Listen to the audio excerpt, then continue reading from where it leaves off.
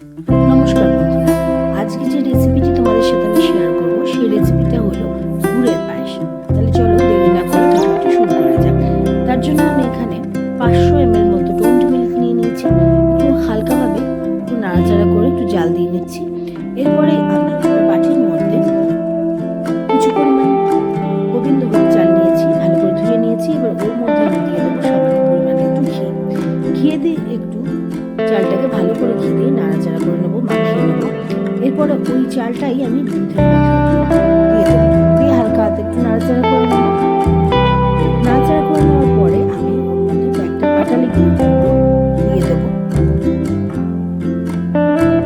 এবং হালকাভাবে একটু নাড়াচাড়া করে নেবো যাতে দুধের সাথে পাটালি গুঁড়োটা ভালো করে মিশে যায়।